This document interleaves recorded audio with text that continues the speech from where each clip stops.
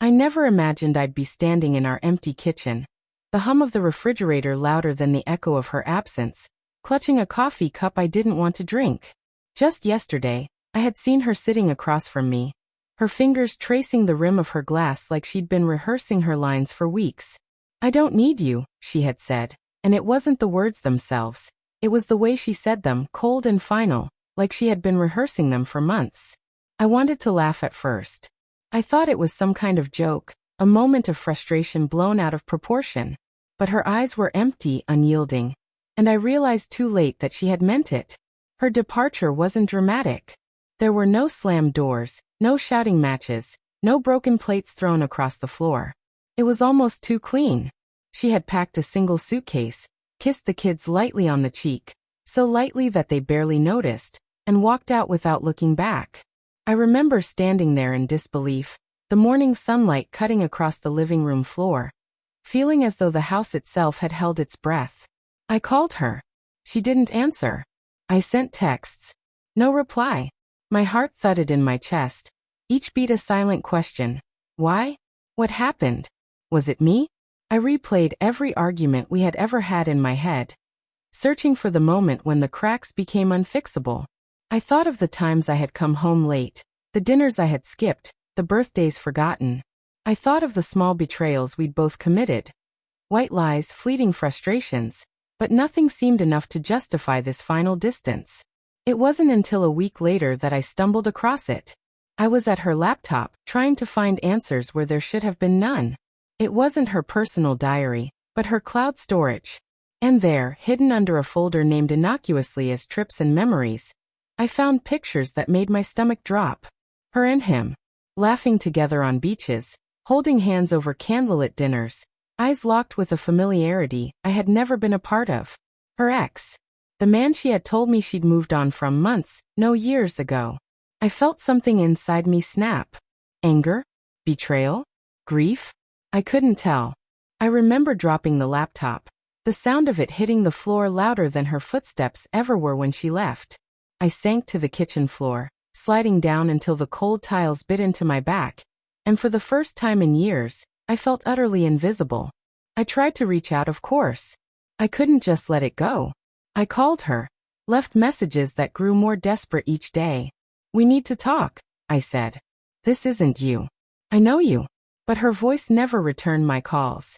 Her silence was a response of its own, louder and more cutting than any words. When she finally texted me, it was brief. "I'm happy. Don't contact me again." I wanted to hate her, to scream at her for the cruelty of it. But what I felt was more complicated. A hollow ache that radiated from my chest, a cold realization that the woman I had trusted with everything had simply chosen someone else. The worst part wasn't the betrayal itself, it was how normal she seemed. How ordinary. How completely capable of smiling at life while I drowned in confusion and heartbreak. The nights were the worst. I would sit in the living room, watching the darkness stretch across our walls, and hear echoes of her laughter in the hallways. I could picture her perfectly, sitting on the couch across from me.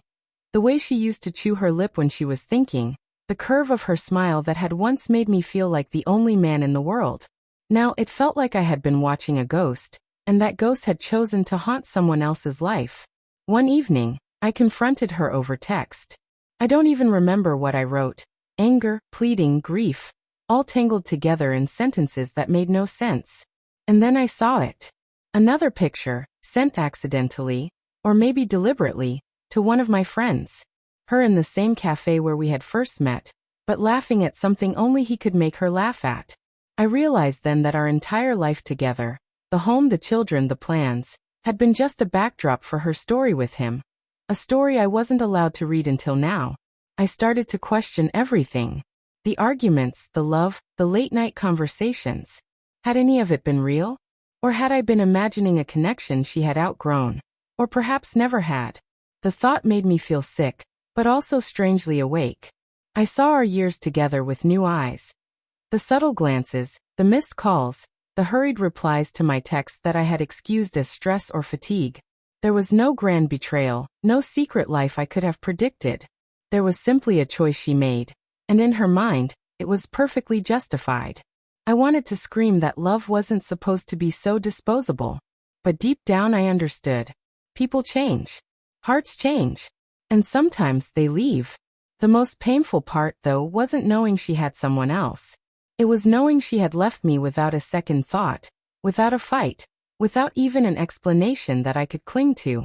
I kept hoping for a confrontation, some emotional reckoning that would allow me to scream, to cry, to beg her to stay. But nothing came. Silence became the loudest word I had ever heard. I remember the night I finally broke down. I went to our bedroom and opened the drawer where she kept her journals. I didn't find them, but I found small remnants of her life here. An old scarf, a pen with her initials, a photograph of the two of us at a fair.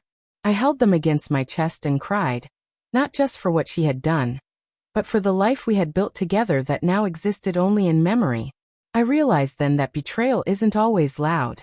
Sometimes it's quiet, subtle, and it cuts the deepest because it doesn't give you a reason. It doesn't give you closure.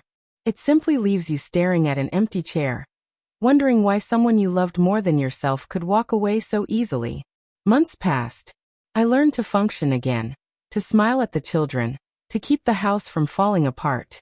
But inside, a part of me remained fractured, raw, a wound that refused to heal.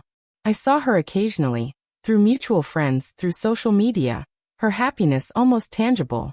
And each time, the ache returned sharper than before. But eventually, I understood that some betrayals don't need revenge, don't need confrontation. They need acknowledgement, acceptance, and the courage to continue living with a heart that has been broken but not destroyed.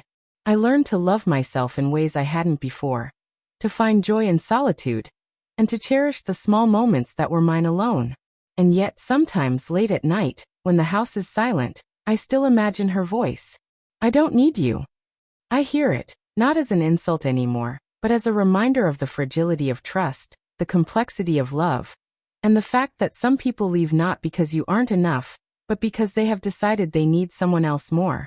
I never got the conversation I wanted. I never got the closure I craved.